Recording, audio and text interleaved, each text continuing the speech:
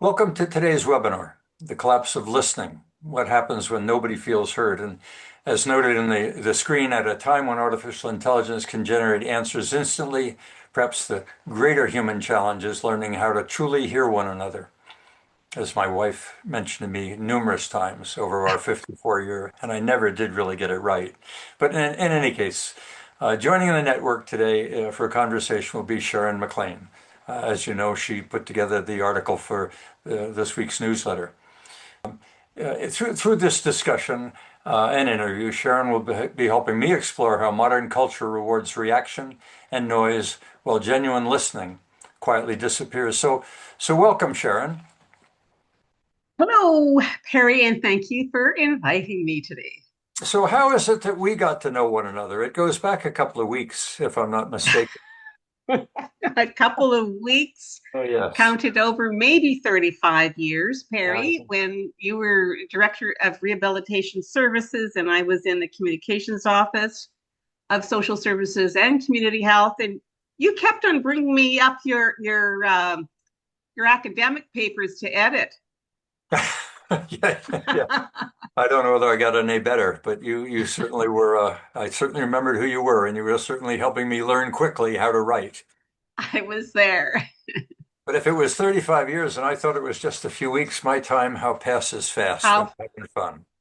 it's So anyway, fast. I've got, tell me a little bit of how you got interested in communications, because it's been your life. I mean, you were the editor, the founder, the owner of the Edmontonian, which we all appreciated for so many years. And I still think has a relevant place in a community where we all are getting tired with social media, the Wall Street Journal, the Guardian. I thirst to have relevant information about the community I live in. So your world's been communication. How did you get interested in the topic? Thank you for asking that question, which takes me back to my very, very young years. And communication has really been central to my being. And I have felt always that communication, when it breaks down at country level, the national level, it breaks down at the city level, and it breaks down community level, and it breaks down in the family. So I think within the family, if that's where everything starts, is learning to have communication one to one and then one to many, which is the larger scale. That to me was that's actually been central to my entire life. So by stepping up with Marshall McLuhan from all those years ago, and continuing on throughout the years, moving from traditional media to and then I started my career with newsletters, and that would have been newsletters generated by you and your folks, Perry. Newsletters for various government departments, and then that morphed into public fundraising, which we have to now listen to donors and a lot of larger communities, which morphed into magazine publishing, and then now has come back for full circle to more one-on-one. Listening has been central. Well, communications is two-way, and we're going to focus on one way today, which is the listening itself. And you're being given the opportunity to be a lecturer, a speaker, to talk to us. Many people feel unheard today, despite having more communication tools than ever before. Why do you believe genuine listening appears to be declining? But what are the consequences for families, workplace, community? I mean, this is a very broad topic. Before we go into talking about the breakdown of society with the loss of listening, I'm first of all going to say hello to everybody in this room. Hello. Can I hear a hello? Yeah, they're all muted. You're all muted. Hello. They're only allowed to listen. Thank you very much for your response to me, because within what we're doing here is virtual communication. And that is one thing that I did during the pandemic, was to launch a virtual communication mastery sessions. And what we learned about listening even in these virtual situations is that I need to see your facial expressions. I need to hear not only your words say, but your faces speak to me. So now my next question, to move on to this, Perry, to leap on from your question to me, which is the question again to this group. When was the last time you felt heard, not politely or acknowledged, not responded to, and not managed, simply heard. So, in order to your question, the breakdown to me is a breakdown of society, and that begins at the family unit. If we're not listening to our families individually, thank you, Victor. And if we go above that, if we're not listening to within our neighborhoods and our communities, when those break down, now we're getting into mistrust, we're getting into anger, we're getting into not listening. That then reaches us into our national language, or political circles, and then our countries. So now what we have is in social media, sadly, and I'm a big fan of social media. I was an early adopter of AI, but our guardrails have to be protected somehow today that they have not, which I think has leading to this destruction of the expression of opinion. You know, I want to reflect back to when we were working together in 1981, when the recession hit, the National Energy Program that Trudeau had launched was coming across the country, and we had a serious recession. And it was after that recession that we had the period of austerity, and layoffs were coming. And I heard people expressing themselves very differently during that period, where you would ask them how they are, and they would typically talk about how busy they were as a defense Yeah, instead of good morning. So I think of that four-letter word busy as having eroded some of the capacity to listen, is people being too busy to listen. Is there any relevance to the fact that people are just too busy anymore to hear what others have to say? They're so preoccupied in their own minds and with their own undertakings, they're swamped. And so time becomes limited, and listening takes time. So why bother? exactly, Pete, Perry, because we have given up our control of our personal stasis. So what we know, of course, is with the arrival of social media, which is the bigger story here, reaction is easier when it's emotional and an immediate. The reaction is the simplest way of expressing our words and or our thoughts. Reflection, of course, is slower. There's more curiosity required. Restraint is required. But if I'm too busy even to reflect, then now we're going to have emotion escape. And it may be premature to let that emotion out if it's going to harm somebody. But people are responding without necessarily giving it a lot of thought. They're just giving an emotional reaction. It, So only one hemisphere of the brain's engaged. They're not even considering the content of what was expressed. They're responding emotionally to emotion. it's so much easier. I mean, Randall brought this question up just before we started today, which was the whole thoughts about the whole conversation about negative thinking. And it takes time to be able to compose a thoughtful answer. I now have to go into my brain, I have to stop my thoughts, and I have to compose something useful, thoughtful, maybe positive. If I don't do that, the negative thoughts, the negative words consume my brain, and that's all I can deliver. But if I don't have time to sit back and reflect, I'm going to deliver you some real bad news here today. Well, that touches on our attention. If our attention is being drawn, we're so busy that all we can do is attend to all that swirl around us. We're living in a cyclone. We're living in a hurricane of information. We hardly have time to reflect and engage that other hemisphere. It takes active critical thinking to move beyond simply an emotional state into one that's cognitive. Well, that's right. I mean, many conversations today about what does critical thinking even mean, and that phrase has been thrown out quite a bit. Let's go. We must critical think. Well, everybody thinks. So for us to challenge that notion, it can come back fairly swiftly and urgently to say, well, what are you talking about? I'm thinking. Well, yeah, you're thinking on the surface, perhaps. Yeah. But can we cut deeper? And do we have that time? And will we take the luxury of thinking deeper? That means challenging our thoughts and your thoughts, perhaps, and going into and reflecting on it, I guess, deeper, more gathering of information, more challenging of information for critical thinking. And So, again, we're now in the middle of social media. When those URLs start to open up, is anybody taking the time to check that URL to see if it's legitimate? And if they go do check that URL to see if it's legitimate, are they actually questioning the author? Do they look up the author to find out if they got any legitimacy, or will they buy it completely? well, you reflected on that in the article where you were noting that modern culture is increasingly rewarding reaction over reflection. So that's really what we're talking about right now, is this the extent to which social media and the 24-hour news cycle and digital communications is training us to respond instantly rather than thoughtfully. That was really well put.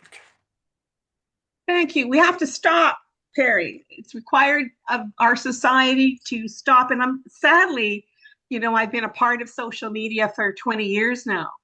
And again, as an early adopter, and I am a big fan of as you know, social media, social marketing. That's what I did for the last half of my career, and it continues. But what we did was what we lost in the adoption of that beautiful new tool was to set up parameters, and we as a society were buried under a loss of relationship, as you like to talk about. Now AI is arriving here in full force, and I am loving what I get to do with it. But I also want to feel that we need parameters for AI as well. Well, we just saw that in the last 48 hours is the pausing that appears in the US is taking into consideration whether or not it'll be serious and whether or not regulations or any limits will be put on the systems. There's that the ping pong game between we got competition with China, we therefore need free expression, and we need a laissez-faire approach to let this technology evolve, or Eric Schmidt and others have said it's so risky we can't dare to let it go. Because once the genie's out of the bottle, and it may already be out of the bottle, there's no stuffing it back in. That's the world we live in right now. On another level, Perry, there, there's something that we can do as well in our personal lives, our individual lives, and our schools, is that we have spent decades teaching people how to speak, how to present, how to pitch, how to broadcast ideas. We have spent so many years, and all of us probably in this room have taken courses, have taken trainings on how to present, how to pitch. At the same Well, time, we've forgotten how to teach people or how to remind people, let's say, how to listen. well, I mean, clearly listening is a prerequisite to thinking and to expressing. Mhm. So there's the other side of the coin, of course, which is if you're not listening and you're speaking, is it thoughtful? It's all well and good to say think, but at some point in time, presumably action is called for. I frequently am critical of what I think is a Canadian culture, or maybe it's a culture that has evolved because of complexity, and that's ready, aim, aim, aim, aim, and never getting around to firing. Now It- that's the extreme of listening, and which is probably a byproduct of fear, is people afraid to express themselves in a world that is so hypercritical and driven by parameters that relate to political correctness. so here's the phrase that I hear regularly: is people are giving lip service. We're giving lip service. We're getting lip service, and maybe we're not even challenging that lip service. But the other, just exactly what you said, when the other side of listening is at some point we have to take some action. Action. Now we need to ask ourselves, what am I prepared to contribute? What am I prepared to take ownership of? What are my responsibilities? Where can I take action? And have I listened to my constituents at least? Have I even taken that effort? And now I'm talking about the politicians of the world and our community leaders of the world. You know, have they stepped beyond lip service? And where Well, are they taking that action? And how do we keep them accountable? And how do they keep themselves accountable? Well, and it's just not lip service, which is sort of graying everything. It's the alignment of defining oneself based on the tribe that you belong to, as opposed to the authenticity of what you believe in and who you are. And therein lies one of the concerns we have, is the lack of authenticity, and performance becomes the primary driver. Is they just want to appear to be active and engaged and empathetic, as if being Yeah. empathetic is somehow an endorsement of me and you and our relationship just because of one thing. I'm really good at listening. It's got to be more than that. Authenticity isn't just that I've got big ears. And again, yeah, that comes to your part two, Perry, that talks about taking action. Yeah. Where do you take action? And then how do you defend that action? And how do you explain that action? And how am I going to, do you give me the indulgence of challenging that action? Well, and So therein lies one of the. listening, of course, is the simplest form of respect. The very if we want to ask, how do you gain trust? How do I get some respect here? The simplest form is to listen. Okay, back to AI though. AI becoming increasingly capable of generating information and answers.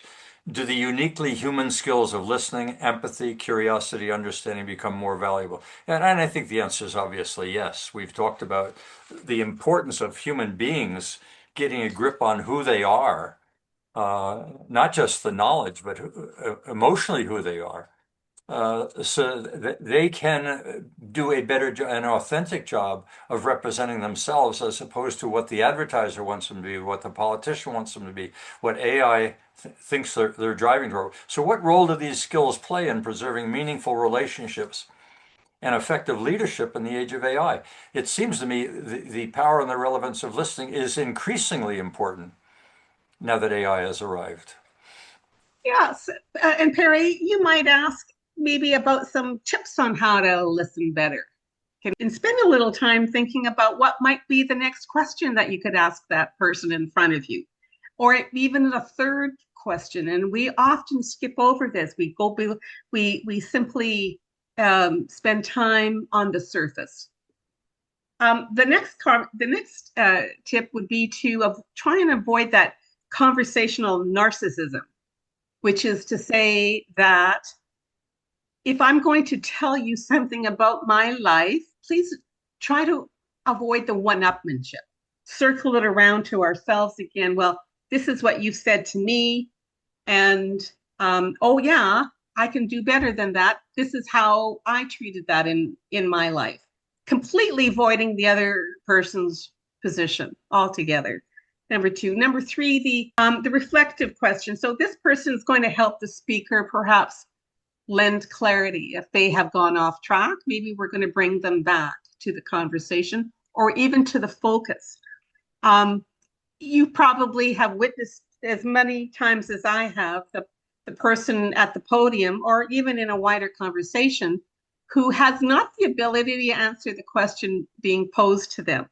They go off on a tangent everywhere else, don't answer the question. And I know there's a media training that will go along that to avoid a question being asked. But the person, if we're not in a media situation, there is a way to at least help that speaker maybe explain further. The same thing to do with a layered questioning, again, to layer several questions in behind what that speaker or what your conversational partner is saying to you. Tell me more. Listening for what's not being said in a conversation. not being said. So there may be in a conversation between two people at home is that somebody will use words. One partner might use the words, but the other partner is only taking at the surface. Is there any emotional attachment to those words that are being delivered? Listening for a process in a conversation. Again, looking at thinking about the dynamics and or the interruptions that might be going on for the process of that conversation. So again, rather than just taking those words at face value, maybe paying attention to that facial communication that we've talked about earlier. Maybe paying attention to the halt in the conversation, in the pauses in that conversation, looking for imbalances, or are the words that are being said, are they actually reflecting the facial delivery? Mm-hmm. Do they equate? And then the pacing, of course, of the delivery. Is it fast and staccato and moving very quickly? Or have they taken a pause, stopped talking for emphasis? If that's what's happening, then we better pay attention to that pause. It means something. You know, it's very interesting to put this in the context of, let's say, going to a restaurant and meeting a good waiter. Not just about the menu, but looks at the pace, looks at the dialogue, and doesn't interrupt. But when he does, or she does, is there to listen and hear what you're asking for.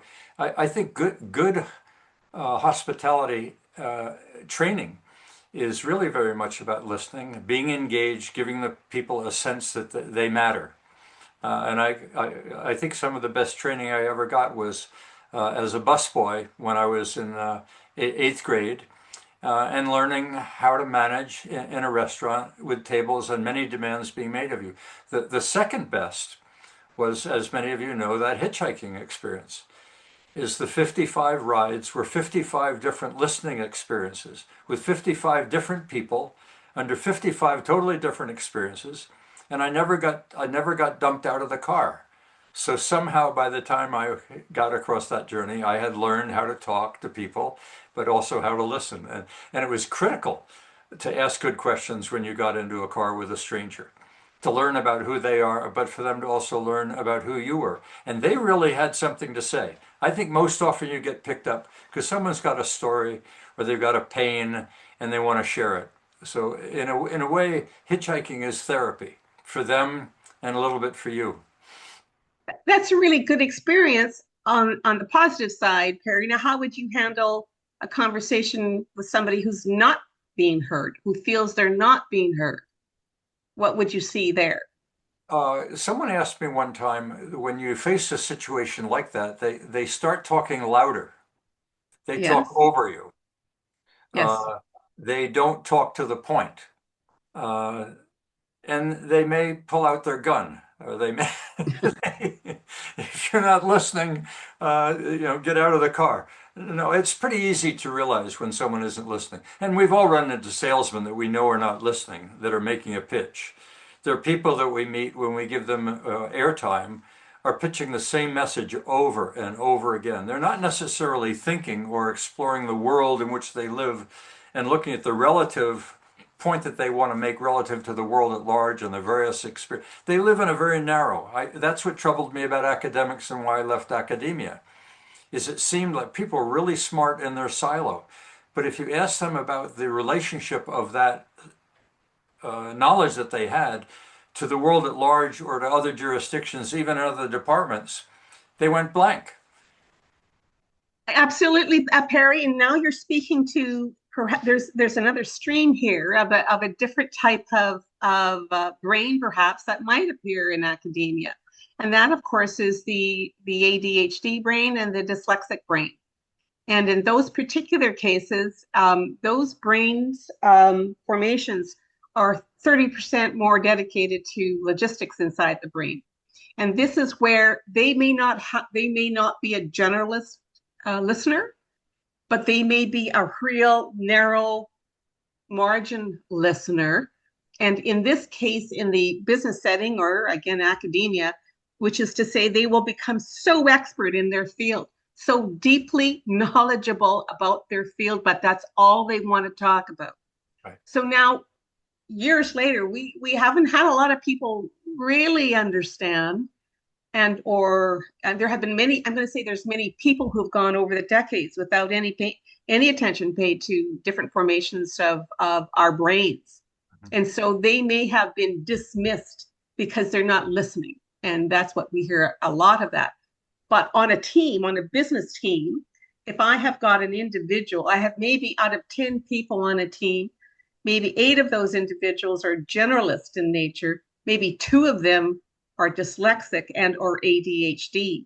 And they're so focused that they may not be, people will say they're not listening to me or they're not focused, but I would want that person on my team because they go so deep into the topic that they will surpass anybody else who's a generalist as to knowledge and feedback. So what we want to do now is to understand the different types of listeners that are in front of us as well. Well, that person we would label a show off or an arrogant. The person that isn't listening is seen as self-absorbed and more interested in themselves than truly in you. Teaching young people who have little experience in networking and teaching them Yes. how to ask questions to open up the dialogue. When I would at the Glenora suggest to people, there are people in this room that have something that you don't even know you need yet as a small business. But the only way to find that out was to listen. But to also be clear about what are you looking for, which is an element of authenticity. So being in a group setting creates all of these dynamics because to be flexible and to be fluid in a group setting is to be able to listen to multiple voices, sometimes to try and get the theme. A good synthesizer in a business meeting is a really good listener who hears 4 or 5 different arguments and tries to bring them together to find that one argument that will satisfy those 4 or 5. I always find that brilliant in a moderator or in a chairman who's really good at synthesis, who allows the group 4 or 5 different voices, maybe 15, and finds that one common kernel that brings it all together. That's almost magic, but some people are very good at it. Yes. In now that we've moved sort of into the office situation or the organizational situation, there's a great gap that we are hearing between the employee and the employer. And the employee is saying, nobody is listening to me. Yet the employer is saying, I am talking, I am communicating, I am delivering all methods of communication using all forms of devices. But there's a gap between what the employees are stating and what employers are missing, quite frankly. Well, we've talked, and the focus is very much at the individual level, although we've mentioned social media. Corporations can forget to listen. Nations can forget to listen. Leaders can forget to listen. And the book addresses that when it notes that evidence is often clear that it changes in order and the organization doesn't hear it. Or if it does hear it, it doesn't act upon it, which is an indication they haven't listened, but maybe it's worse than that. I mean, again, as you know, I teach leadership at NATE and problem solving, and we're always talking about using the survey to gather feedback from employees. And what we're hearing is that employees hate these surveys. They're too complex. There's too many. And not only that, they're asking me for my time and energy to think through a problem for them, and I don't hear anything back from them. There's no action that's being taken, and there's no reply that's being delivered as a result of my need to express. So that form of listening at the corporate level not being done properly in many cases. Well, an example of that is in the hotel industry. It's well known that if you have had a bad experience, you'll tell 7 people. If you've had a good experience, you might tell 1. And so what the hotel industry is, it gives you the opportunity to provide feedback as you leave in order that you express yourself, because if you express your frustration, you don't go out and tell 7 other people. You've left it there. Whether they act on it is another matter. Most of those surveys end up in the garbage because they've achieved what they wanted to do. They just didn't want you to take your complaint elsewhere. So the paper goes in the garbage instead of being read and making an adjustment to the quality of the number of stitches in the linen, the coolness of the pillow, or the beauty of the housekeeper. Now, Anyway, how sad is that at the organizational participation, and it, when I'm supposed to be it, listening to it, employees? it's pathetic. It's absolutely pathetic. But and I hate to keep on ragging on accountants.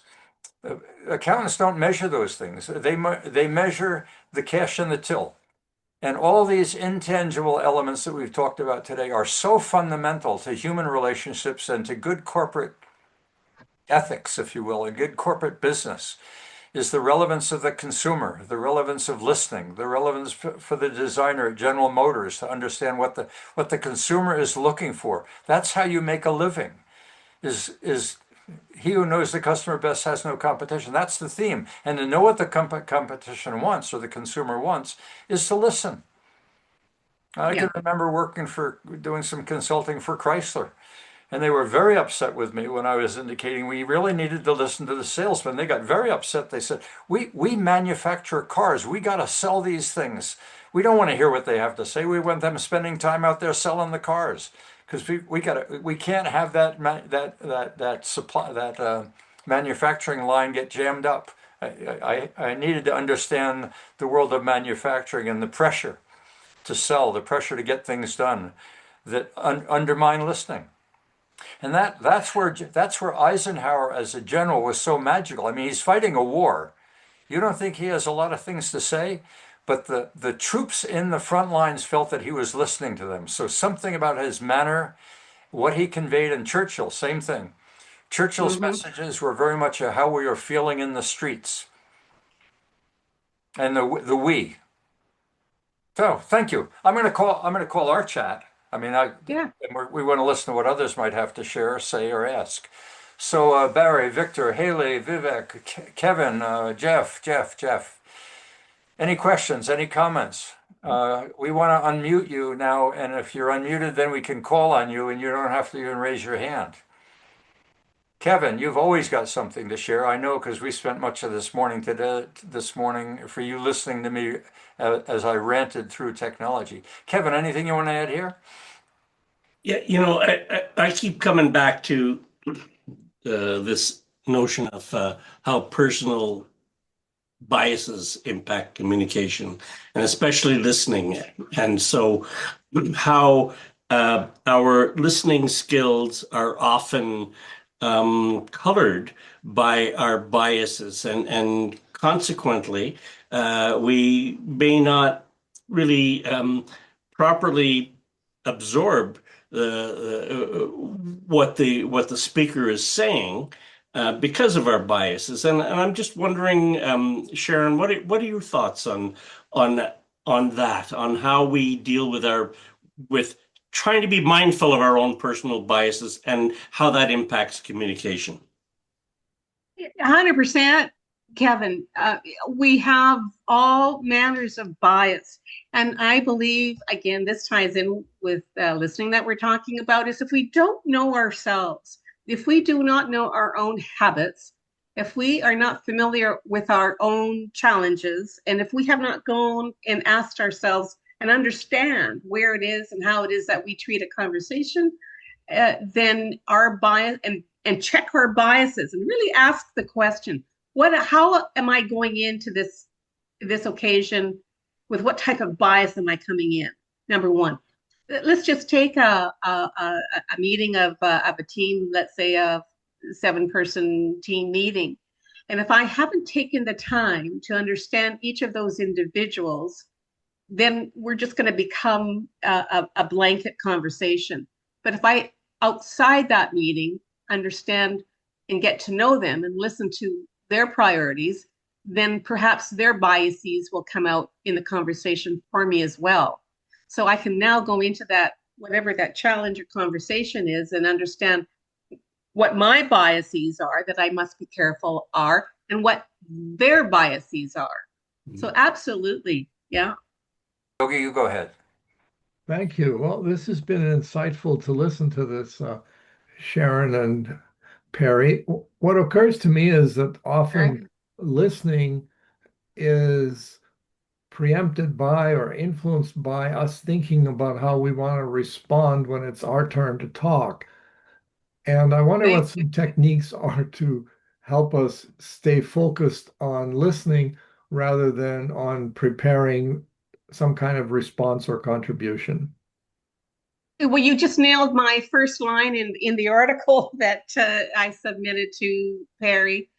And that is so many of us. It's again, this comes back to emptying our thoughts and our brains of what needs to go, what needs, just empty the brain out.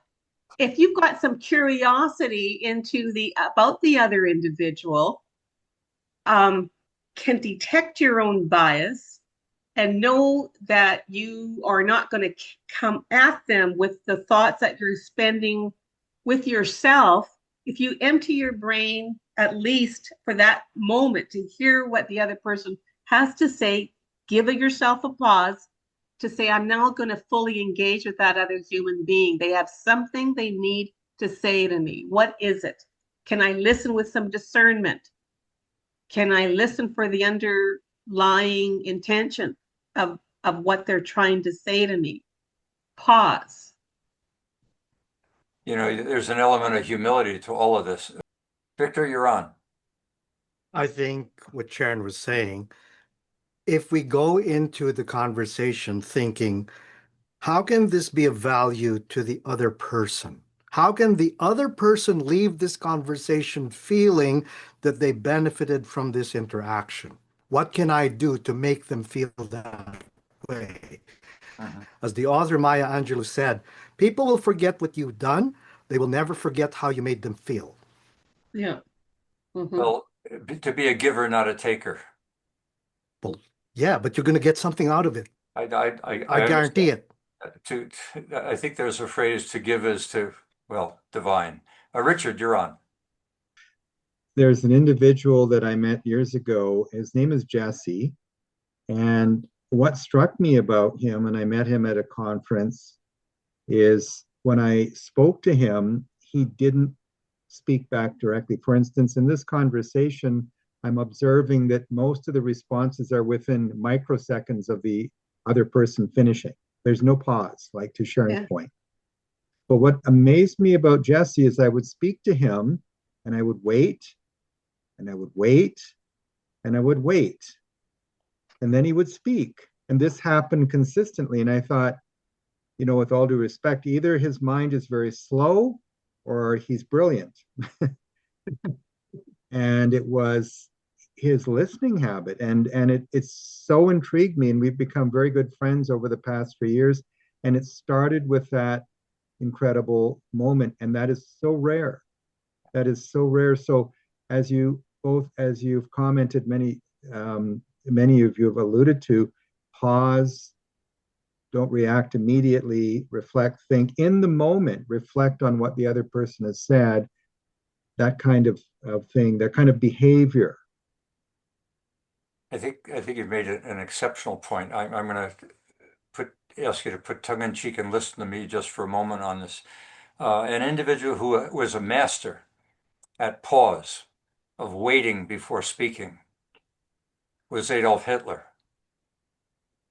He would stand on the stage and keep you there for 45 minutes waiting, and that audience, it was an attention-getting device. It was also an indication of power. Now, I'm teasing because that, while true, that's not the point I know that you were making, and I think it's a very good point of pausing before you speak. Now, when I was in my candidacy exam for my PhD, my professor said to me, Perry, you need to listen. Listen to the question before you answer. I think I told you that story. It was really wise because he's quite right. Being a bit anxious, I wanted to demonstrate that I was capable of knowing the answer and that it was right on the tip of my tongue.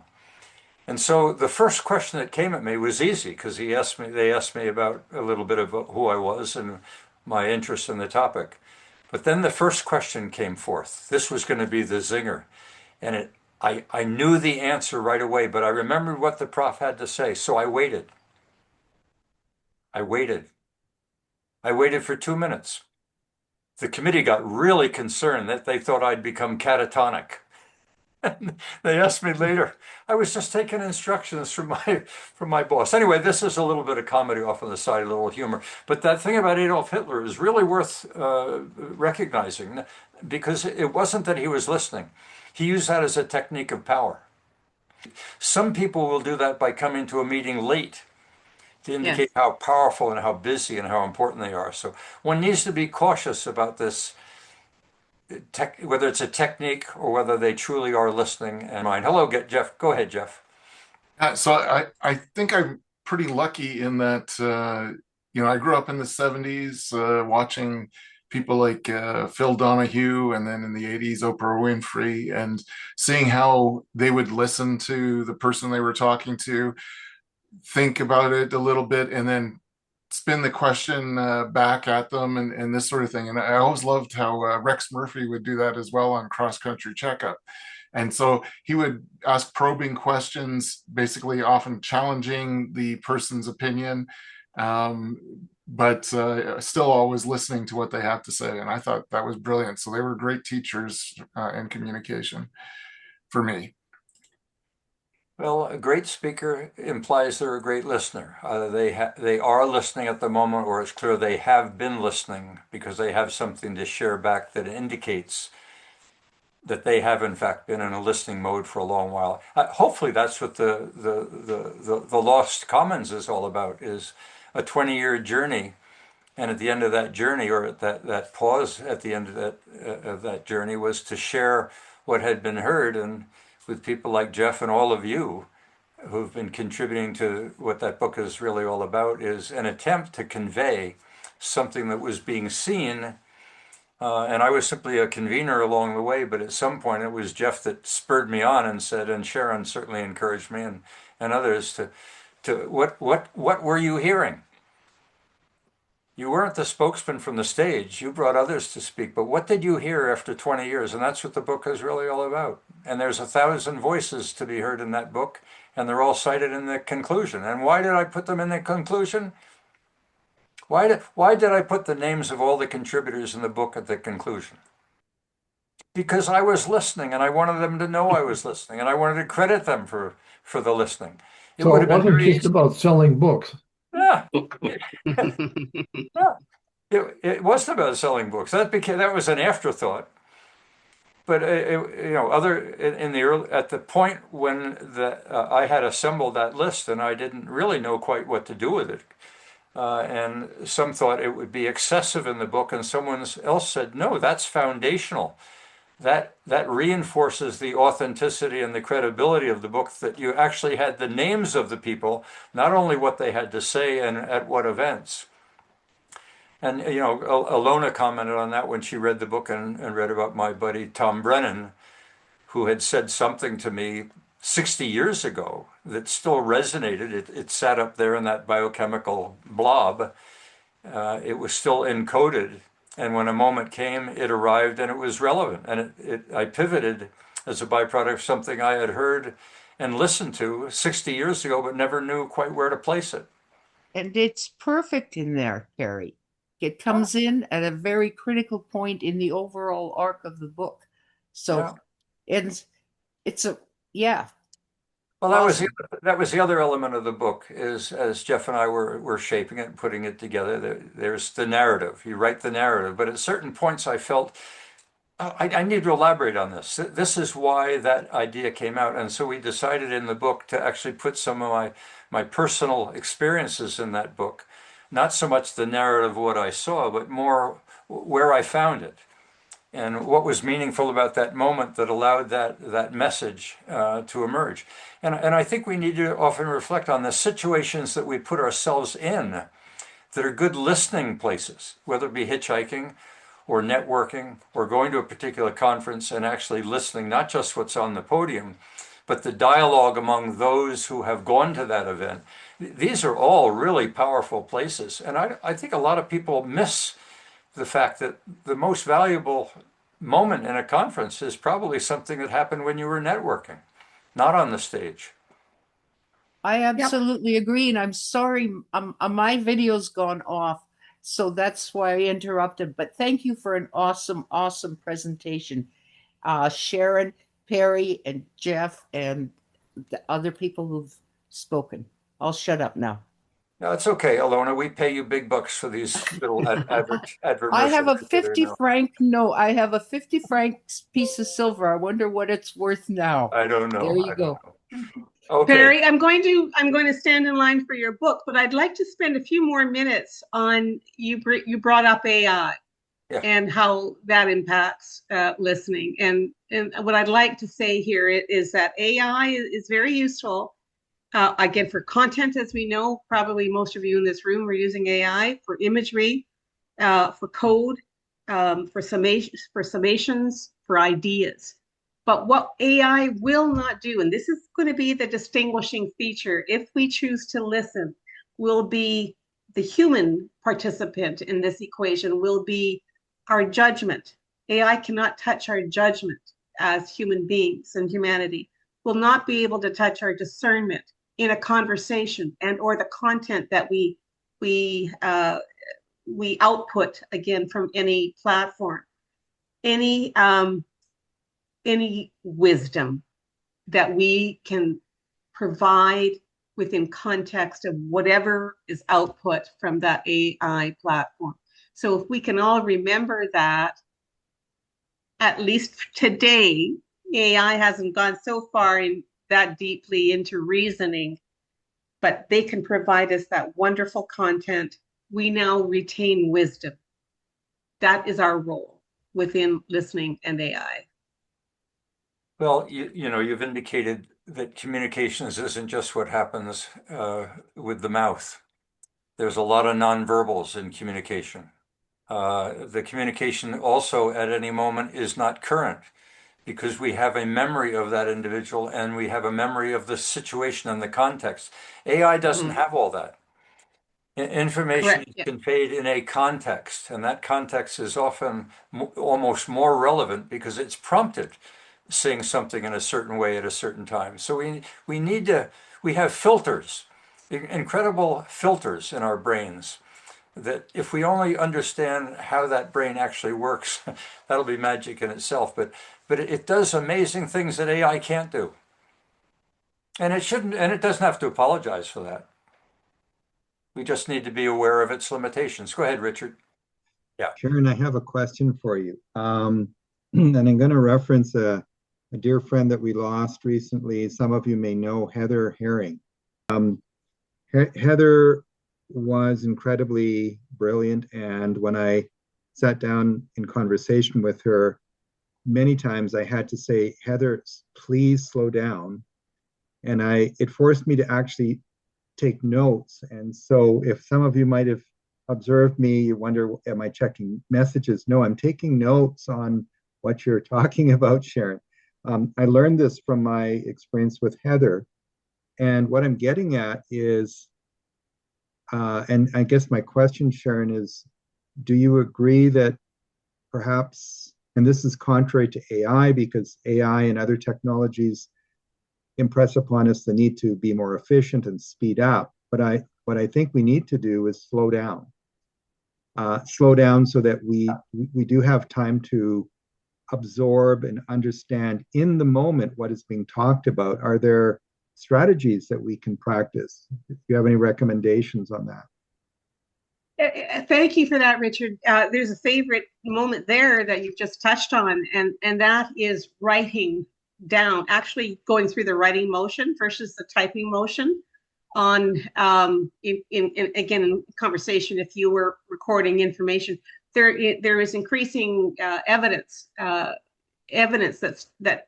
says that by going through the actual writing motion of again, let's say a conversation, because that's what we're talking about, will stay with us longer than anything to do with typing as a result, or note-taking in a clicking situation.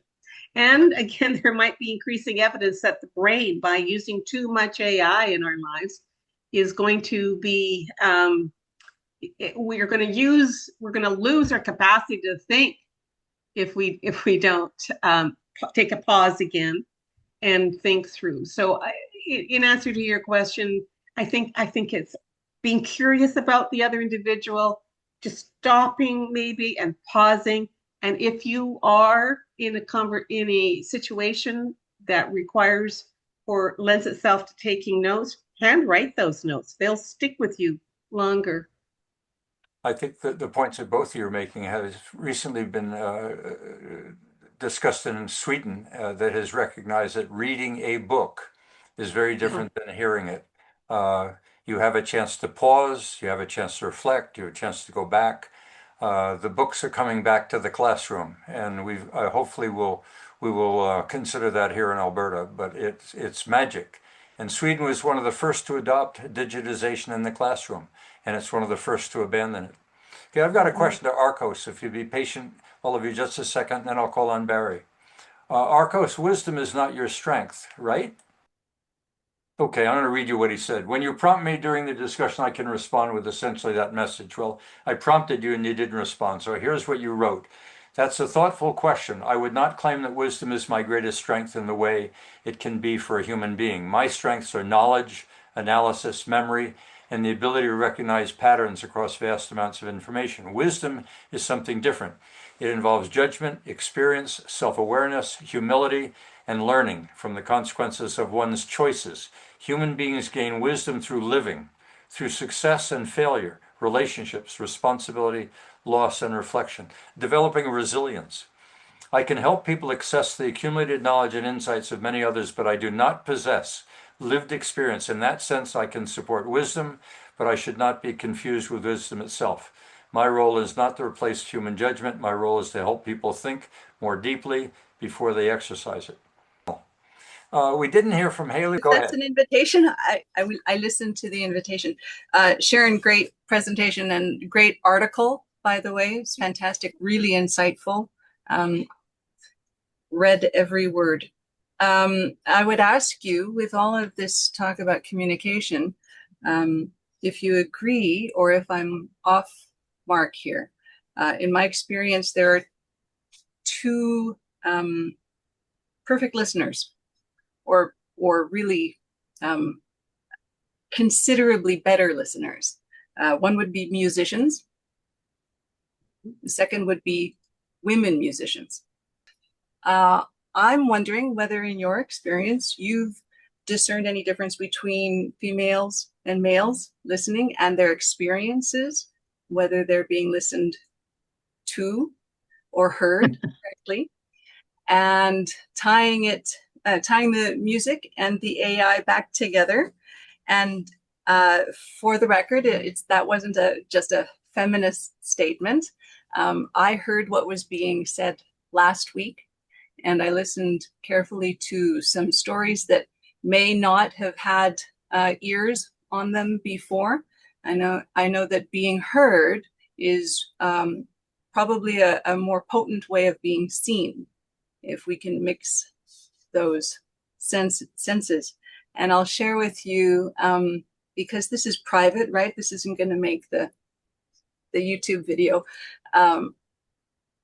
Regarding AI and the tapping in of emotions, if any of you have ever heard a piece of music that has made you cry, so that's a particular kind of listening. I don't think it's any different than listening to people speak. And if you're attuned to hearing that music or hearing the message, there are no words attached to the music when it evokes that kind of emotion from you. If you're listening in the same way to people, I think that makes you a better listener, because it's not at that point ever about you. Your agenda is suspended. It's always about listening. And when people are asking, well, what can I do to be a better listener? So listen to something else that's not a person. Listen to something else that's not your language. And like Barry said, it's there is a body language, there is a different language or a different energy that is exchanged.